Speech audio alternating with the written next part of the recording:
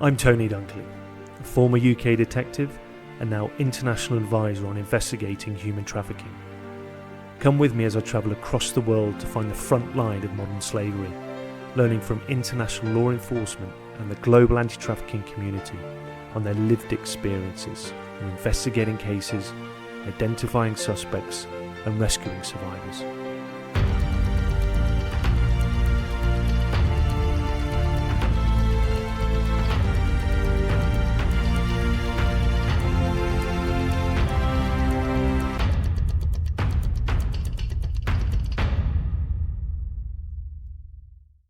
Coming up in this week's episode of Let's Talk Modern Slavery.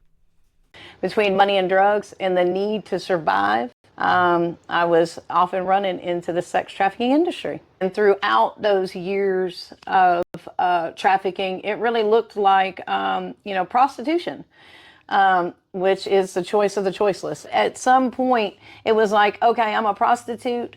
I'm a drug addict. This is what I'm going to embrace for my life. And I truly believed I was going to die as such. And the brainwashing was so powerful that I did believe it was my choice. It wasn't until I was 40 years old that I even understood that I was a victim of anything. I walked into it knowing the risks that were involved, knowing that I could be kidnapped, that I could be sexually assaulted, that I could end up in jail or prison. And it was life. It was life or death for me. I first came through this organization receiving services, and it wasn't very long after that I fell in love with the women of the Nashville Anti-Human Trafficking Coalition and wanted to serve alongside them. My story is one of hope. And, I went from victim to survivor to thriver and now warrior in this fight.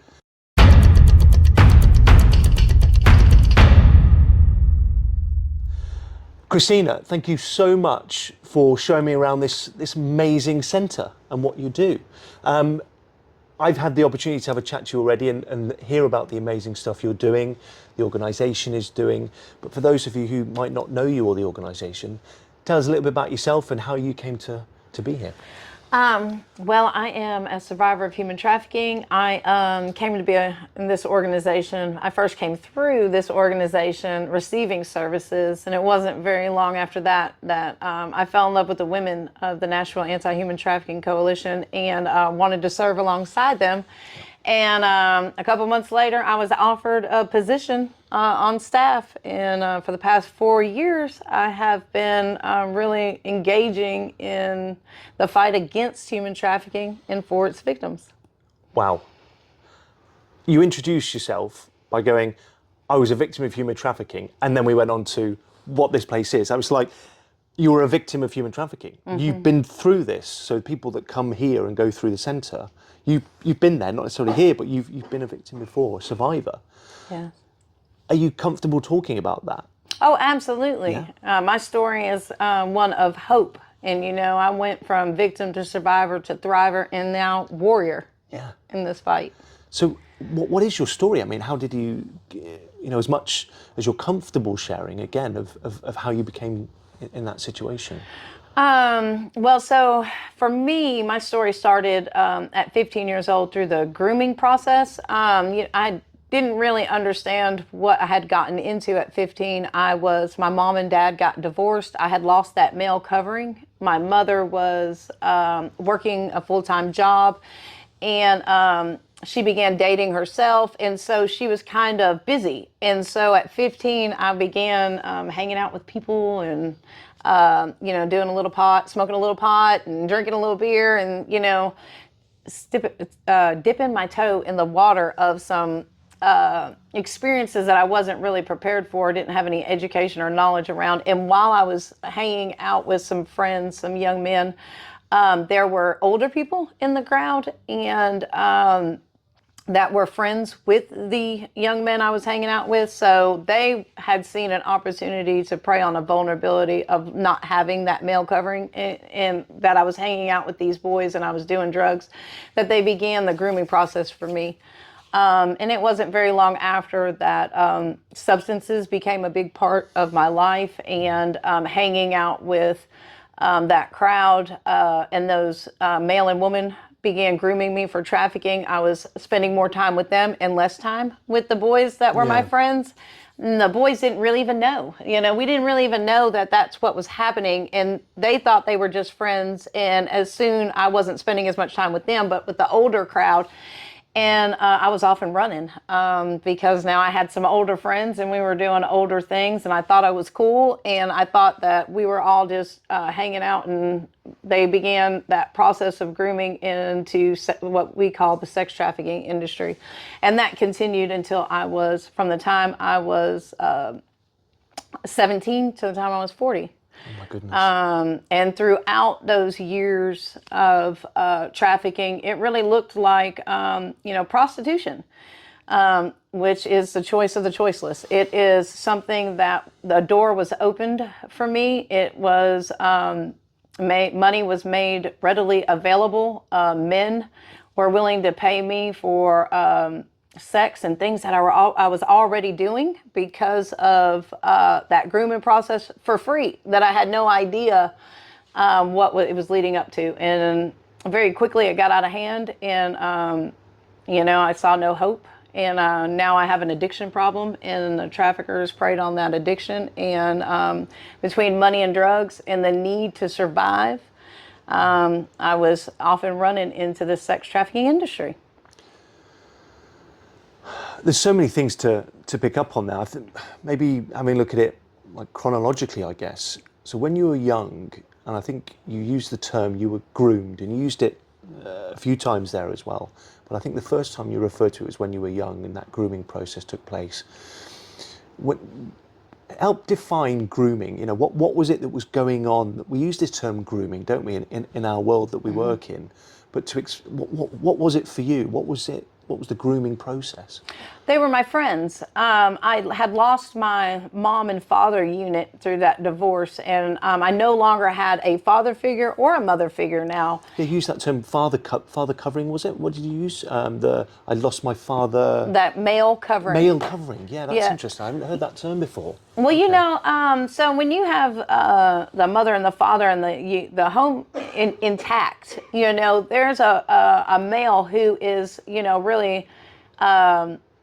checking on you, is a protection figure. Yeah. So there are other people around knowing that you have this father that they're going to have to answer to if they do anything to you, that there's going to be a man who fights for you. Yeah. And so without that male fighting for me any longer, traffickers knew that they could get in and begin to make friends. And so that's what happens. So if you have a mother and a father unit and they're together and they're unified and they are parenting the children, they're looking for predators on the outside for their kids. And if you don't have both of them, there's an avenue for the predator to get in, right? And so, and traffickers look for that. And they're looking for the one-off, the broken one, the one that is hurting, the one who may be looking for a father figure in her life. So it's like a selection process of seeing who's the most vulnerable. And absolutely. Yeah. And then they make friends. And so the grooming process for me was a man and a woman. So now I have a mother figure or someone I can equate to as an older sister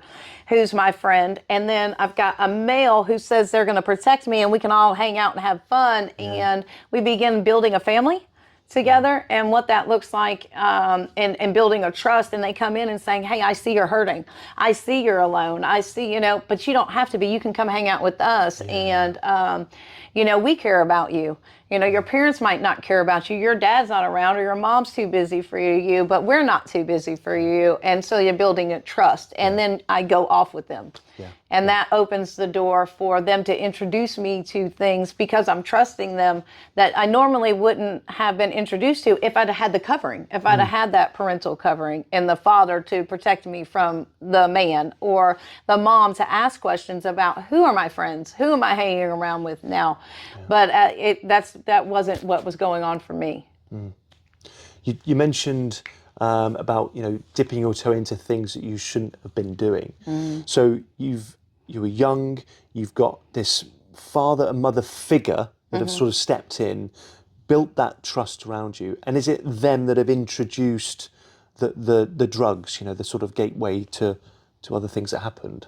There was some drugs in my home going on in the as a child, there were substance use in the home, and my father was smoking marijuana.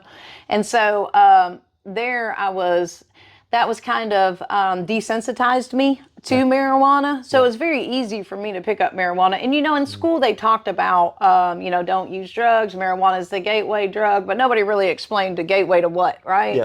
I just figured that they were just telling me not to smoke pot because they didn't want me to have any fun. But my father was smoking pot, so it must be okay, right? So I wasn't paying attention. If he's doing it, and it must be okay. So I began doing that, smoking a little weed and drinking and hanging out with the older crowd who was buying me alcohol underage, and I actually immersed in a culture, a lifestyle that my innocence couldn't process because there was drug trafficking going on. There were harder substances going on, and but I didn't understand that's what I had gotten into at all. I had no idea how dangerous situation I really was in, and fully trusting this couple that they had me and they were my friends and nothing was going to happen to me. Yeah. Did you have friends of your age also around there to sort of counteract that narrative of what you were experiencing at the home? No. The friends that I had actually, they really weren't advocating for me. That they really weren't standing up for me. They really didn't talk about the fact that they were watching me slowly decline, and in fact, kind of played into my decline. There was really no young men who were going to bat for me at all, and they really were trying to see what they could get out of me as well. Yeah. So was there a significant moment or a specific time when it was introduced to you to engage in sex work? Was there a specific time? Was it a gradual thing of, maybe try this by those parental figures, or was it very, right, you're going to do this? Well, no, it was introduced very slowly. I was watching it happen around me from the time I was 15 to the time I was 17. And then I was introduced to an older man who, at 17, that was 18 years older than me. And that's where they introduced me to him. And that was the initial engagement with trafficking. It was like, you can get with him and he will take care of you and he will give you money and he has drugs and he's family and it's okay to go with him. Right. And because they were saying it's okay, and you've had this environment where all of this is normalized, I guess, you're desensitized, like you said, it's just okay. It's okay. It's okay. So then people who haven't experienced that, who haven't lived your life, Christina, and anything like it, they often sort of go, I don't understand how it got to that point. It was a choice. That person must have made a choice. But when you hear it, like you're saying, it was inevitable. Mm-hmm. Well, it's like, and I'm going to be honest, the trauma bond and the grooming process and the brainwashing was so powerful that I did believe it was my choice. It wasn't until I was 40 years old that I even understood that I was a victim of anything. Because if you'd have told me I was a victim, I'd tell me I'm a victim of nothing. I chose this lifestyle and I walked into it knowing the risks that were involved, knowing that I could be kidnapped, that I could be sexually assaulted, that I could end up in jail or prison. And I accepted those consequences for the lifestyle I led. I really didn't understand that, prostitution is a choice of the choiceless, and I was doing what I had to survive in the streets and in that really high risk lifestyle. And it was life or death for me.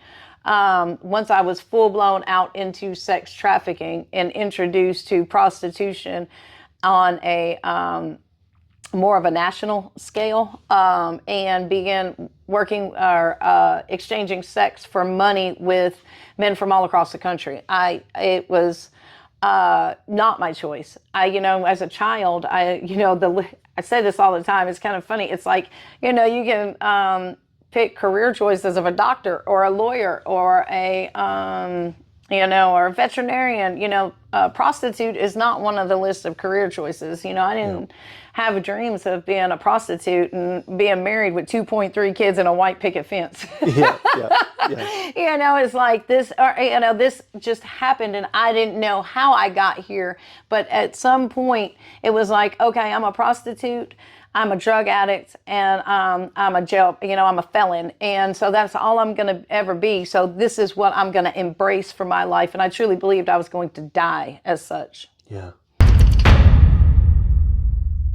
Hi, this is Tony from Illustro and host of the Let's Talk Modern Slavery podcast. We know that there are so many unsung superhumans in the anti-human trafficking space, but we're going to change that. Follow me as I embark on a series of interviews with the front line of modern slavery, learning from international law enforcement and the global anti-trafficking community on their lived experiences of investigating cases, identifying suspects, and rescuing survivors.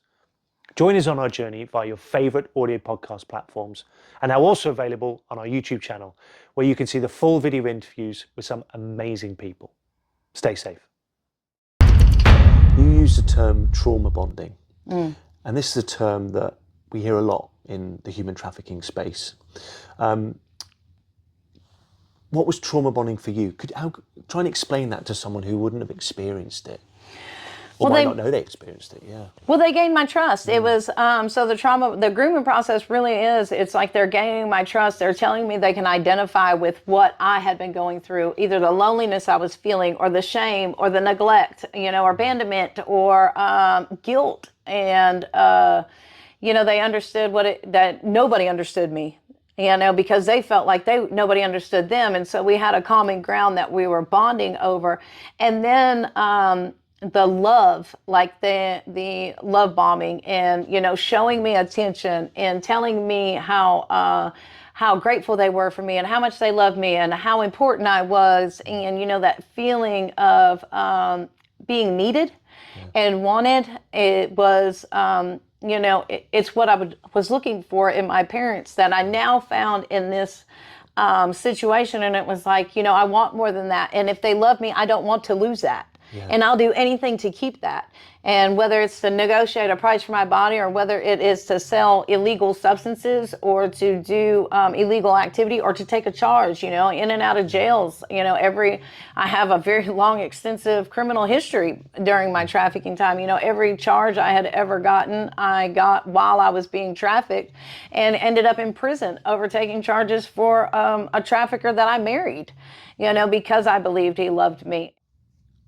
So with the trauma bonding then, was it a case of if those parental figures in your life that had earned your trust, did they ever say, you will do this? Oh, yeah. Was there kickback from you, and how did that dynamic work? Yeah. Well, it was, there were times where it was, I will do this. And there was also times if I didn't do what, if I didn't do the quote unquote appointments or dates that were set up for me, that I would suffer physical assault or they would take away a substance and then I would get sick, I get dope sick, or they would, they control everything. So it's like, or if they would leave me, because if you don't have that covering out in that industry, then you're vulnerable to other traffickers coming in and hurting you. And so things like that. So it was like definitely there was force, fraud, or coercion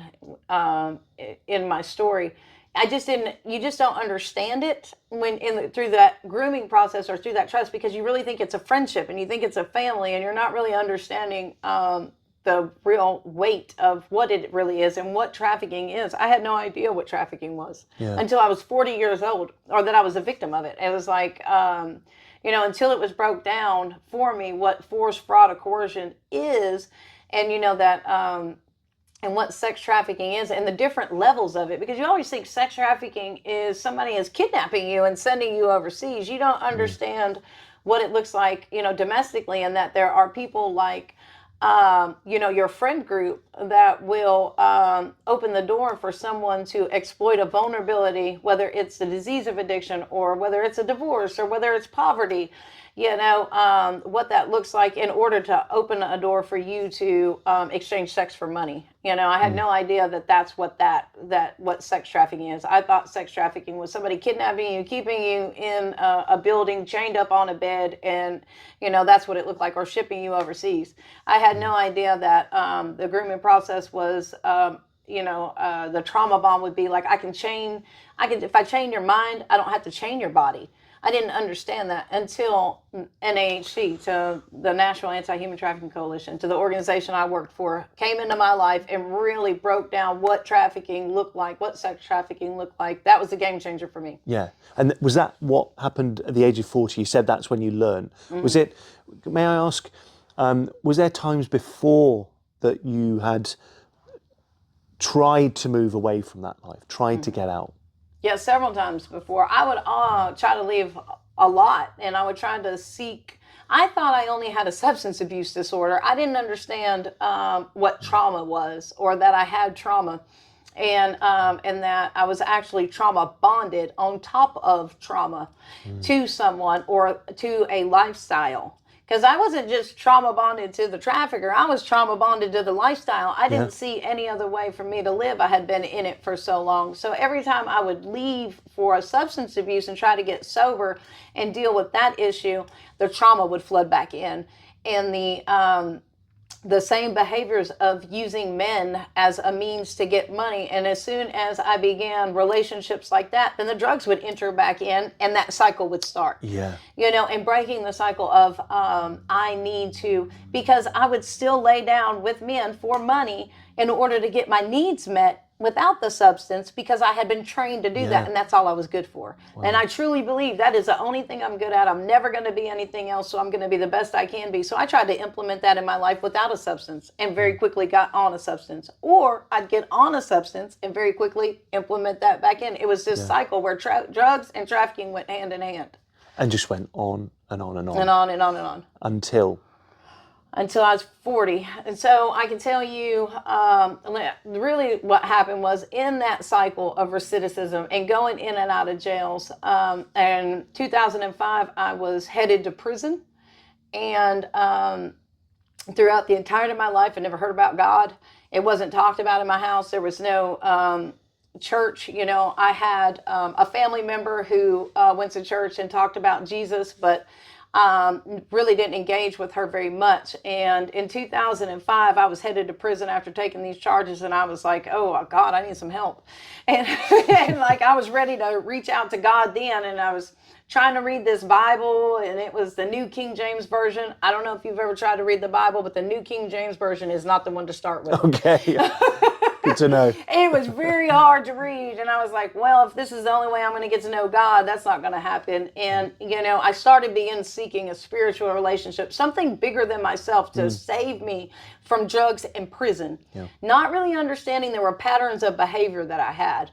And very quickly in 2005, I started looking for God, but it fell to the wayside, and I began walking into my old patterns again. Went to prison, spent 3.5 years in prison, 8 months of it on maximum security. I had a real anger problem. I was pissed off at everybody, and I would let you know it. And I was so hurt and broken inside, and so hopeless, and in such a dark place, that during the 8 months that I was on maximum security, I began to feel a change.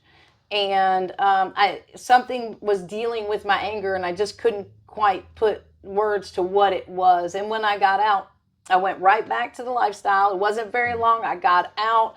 I got my children back, but ahead of time. I was not prepared. I'd been in prison, for 3.5 years. I'd been out 2 months, and I get my children back, and now I feel like I need to provide for them, and so I'm cutting deals again. Yeah. Not very long that I'm, trying to cut, and I'm justifying it because I'm taking care of my kids. Prostitution's okay because you're taking care of your kids now, right? And it's a means of income. It wasn't very long before I got back on drugs and, ended up losing the kids and back into that trafficking lifestyle, married. Got back with the trafficker that I had took those charges for in 2005, and this was in 2013. I had gotten out in 2009, and then by 2013, I was full-blown back in the lifestyle, back with the trafficker. We're back in a relationship. I'm believing he loves me, and I've lost my kids, and I end up in jail in 2013. And this time I get locked down again. Imagine that. I like to go to jail inside the jail. So I get locked down for 10 days, and this time I get a Bible, get a hold of a Bible, which is a New Living Translation Bible, which I recommend. Right. And that Bible, when I opened that Bible and I did this foxhole prayer, Lord, because the only thing they gave me was this Bible and a styrofoam cup and a plastic fork, because I done got in trouble again. Yeah. And I was like, Lord, let me be able to read this Bible, because I'm stuck in here for 10 days. And when I opened that Bible, and I could see Jesus on every page. I understood who God was. I understood who Jesus was. I understood who the Holy Spirit was, the impact of the Trinity. It blew my mind that the Bible was full of all these misfits. They were the original gangsters, that Rahab was a prostitute and she was in the lineage of Jesus. And if she could have a trap house, and I've had several trap houses, that God could use me too.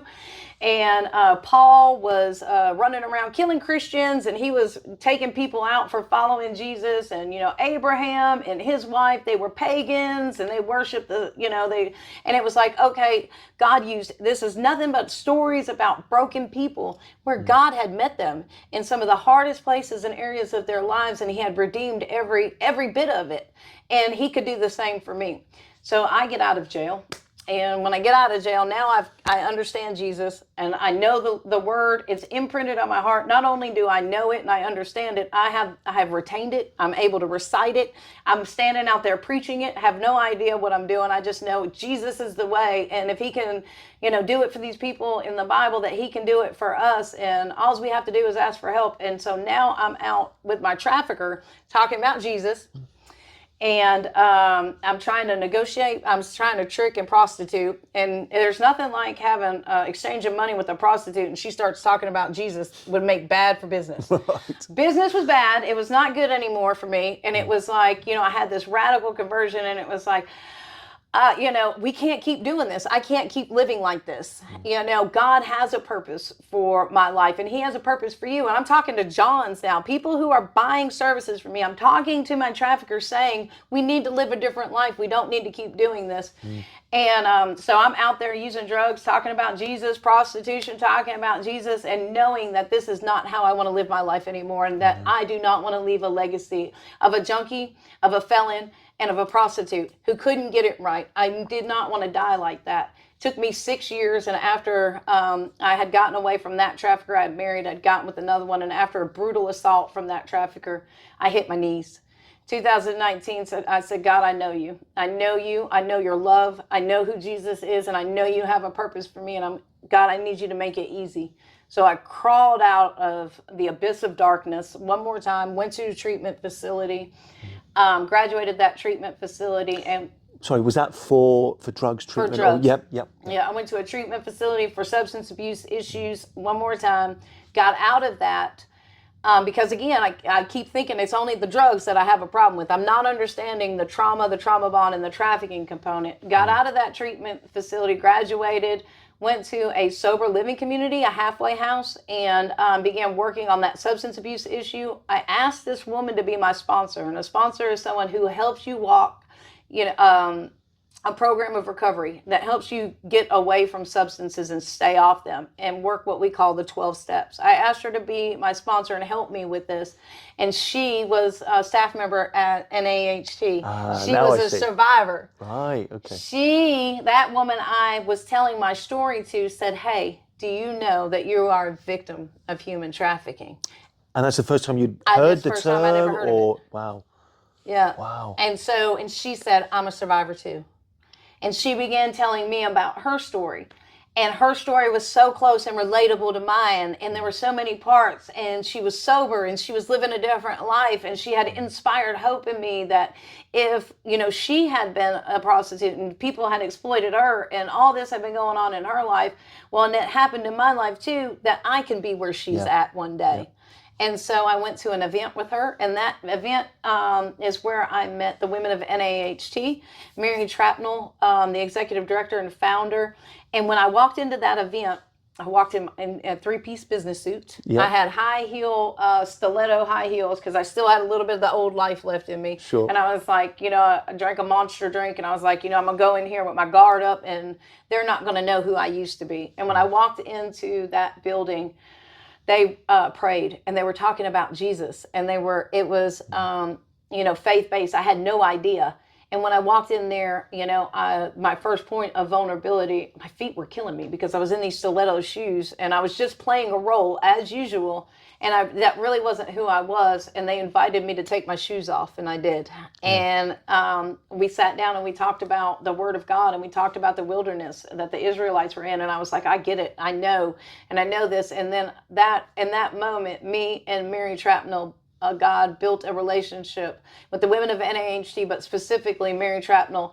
She became a mother figure for me. The mother covering that I had lost, God had brought into my life someone who was walking out what it looked like to lead a surrendered life in the gospel. And she empowered me to walk away from everything old and to get everything I had ever thought about life, to chalk it out the window. Hardest thing I've ever done at 40 years old, to say I was wrong about everything and teach me.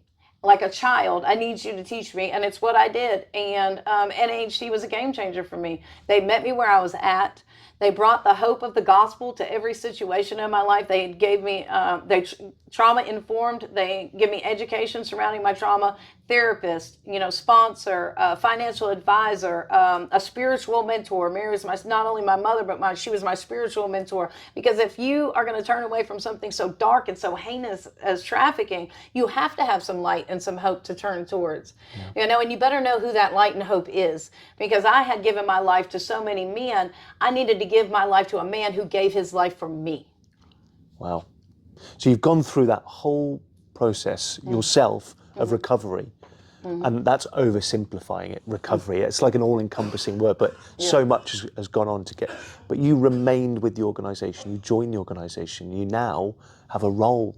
Tell us about what you do now. So from that event, I as a member, so I come in and become a member. Well, I love the organization so much that they love the prostitute, they love the junkie.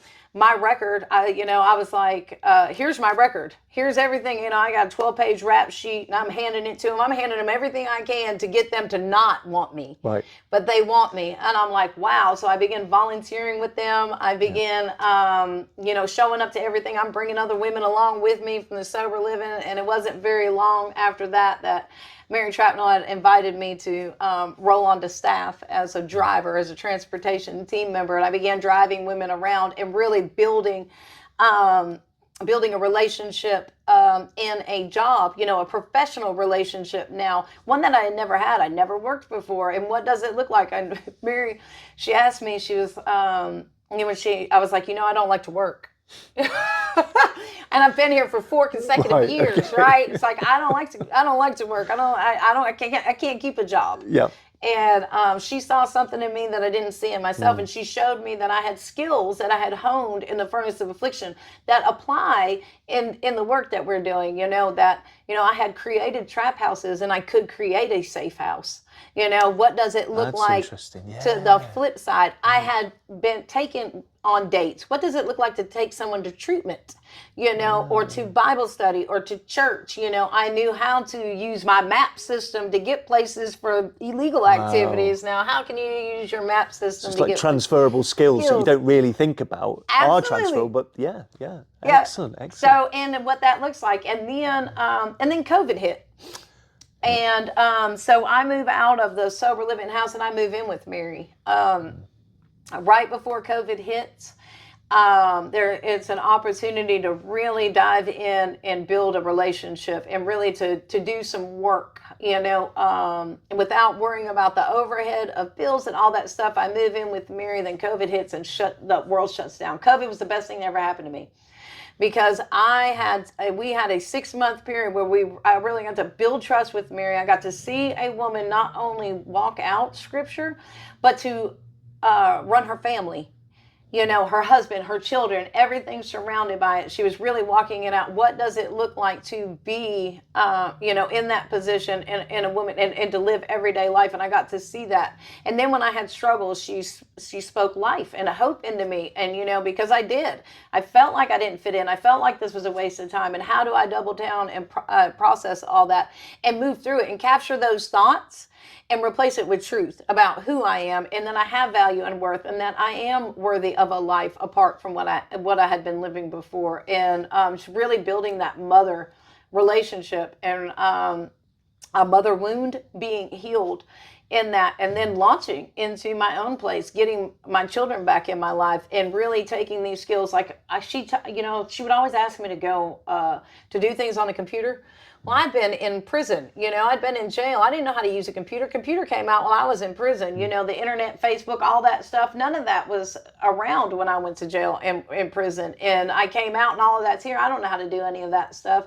And she would not leave me alone. I used to throw fits, 40-year-old stomping up the stairs like a kid because she wanted me to work on a computer. And I'm like, I don't know how to do that. Quit asking me to do things I don't know how to do. Now I have to teach her. I teach her how to use the computer. You know, it's like she has struggles, and I'm like, no, let me just show you how to do it. So, you know, she saw something in me that I didn't see in myself. Yeah. And now I get to use that for the women who have been where I've been. And now I'm the rescue director. So I get to go into active trafficking situations, to trap houses, to drug situations, and inspire hope and say, hey, if you would agree to services, you know, you can, we'll get you into treatment, detox, or residential program for your substance abuse disorder. We'll help you get into a sober living. We'll help you to get trauma care. We'll give you everything you need to walk that journey out. Hygiene, clothes, you know, just anything you need, transportation, and if just say yes. And when they do, and I get to go in and help them to come out of that. So what does that look like? Do you go with police, or how does that look when you go to these live situations? What happens there? I do. Yeah. So I do go with, when local law enforcement does sting operations, they have several different NGOs, non-government Organizations? Yeah. I was going to say offices. NGOs, non-government organizations there to offer services to the women. They'll take the trafficker to jail, or they'll take the John to jail, and the women who are caught in the crossfire. And today, so the government is doing an amazing job. You're doing an amazing job. People are really advocating for these women, for victims, men, women, whoever. They're advocating for them and really making a difference. And they're not arresting them. They're recognizing that this is a choice of a choiceless, and that it is exploitation. And they're offering services. So we get to be there and say, hey, if you want to come out of this life, we'll give you everything you need to do it. Yeah. That's one way. Working with them, the local law enforcement. And then another way is just by word of mouth, our website. Women reach out saying, hey, I don't want to live like this anymore. I need help for my substance abuse issue. There are a lot of women are like me, think they only have a problem with the substance abuse issue. And then when they begin engaging with me and we're doing the screening process and I'm talking with them, I'm able to educate them on the same thing I was educated on, and that you are in fact a victim and you may need more care than what you think. And if you'll let us, we will help you with that, and we'll find the right places for you to go. Do you see yourself in these ladies that, do you often see yourself? You can see the same patterns, the same issues, the same things that are keeping them in that situation. And if so, how do you deal with that mentally, as a mental health? Well, I do see myself in all these situations, and God has given me, He really honed me in the furnace of affliction. He has given me a very extensive story that I can pull through this Rolodex of my life to really be intentional about how we provide services for each. So every dollar goes to make an impact. It's really moving the dial for a victim. But that person is dead. So it's not like I'm being re-traumatized at all. Yeah. I'm healed from it. I've processed it. I've done the work. And that person doesn't exist anymore. Yeah. When the gospel comes in and gives you a new heart, and you walk into, I am a new creation in Christ, that the old has gone away. That old Christina is dead. She doesn't exist anymore. This is a new person. So I am helping a version of the old Christina, and it feels so beautiful and so wonderful, and it's such an honor that God gave me such a hard story that I can help someone who's been where I've been. Yeah. But it's not me anymore. Yeah. That person's gone. Christina, thank you so much for sharing your story, for everything that you do. I love the fact that I found out about Nashville Anti-Human Trafficking. It's a great organisation. Thank you so much for your time, and stay safe. Well, thank you. I appreciate it. It's an honor. I'm grateful for this opportunity. It seems Christina has lived 3 lives: her childhood before the age of 15 and her parents' divorce, the 20 plus years being trafficked, and now with the Anti-Trafficking Coalition, rescuing and supporting survivors. Christina mentioned a term I hadn't heard before, the term male covering. Christina explained this as a father looking out for predators of their children. If there isn't a father, there's an avenue for predators to get in. This makes sense. A child is inherently vulnerable to grooming and being trafficked through their lack of experience. They need a parental figure to provide protection and security. Sadly, this is not always the case. But there are those who later break the trauma bonding and move on to their next life. And now, thanks to Christina and the Anti-Trafficking Coalition, more people are finding their new lives, moving from survivor to thriver to warrior. If you'd like to learn more about Christina and the Nashville Anti-Trafficking Coalition, visit their website at www.nahtcoalition.org. If you or someone you suspect is a victim of modern slavery or other forms of exploitation or abuse, please see the list of support agencies and reporting lines in the episode description. Your call could save someone's life, including your own. Stay safe. Coming up in the next episode of Let's Talk Modern Slavery. This moment is the only place where you find victims and survivors having to prove themselves. Yeah. You know, if I rob you today, Tommy, people will have so much sympathy for you. You know, if I shoot you, people will have sympathy for you. It is not the same for survivors. And I think that's something really important as well, because I don't know if you have the same experience, but when I talk to people who aren't in this space, one of the things that they say is, if they're not locked up, if they're not in chains, if they're not, bound, why don't they just leave? We want an ideal victim. Why did you scream? Yeah. Why? How are you dressed? You know, how are you trafficked? Yeah. Or what are you doing? Yeah. Are you not smart enough to understand that you are being trafficked? It's very rare in the human trafficking world that we will see people kidnapped, thrown in the back of a van and bound and taken off.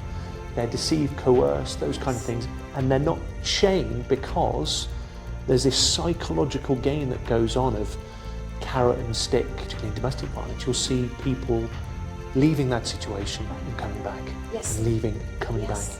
And we see the same in the human trafficking world. Cycle. Re-trafficked, going back to their captor. A journey towards healing looks like surviving. Yeah. And sometimes it's just one step at a time. Could be one step forward and turn back.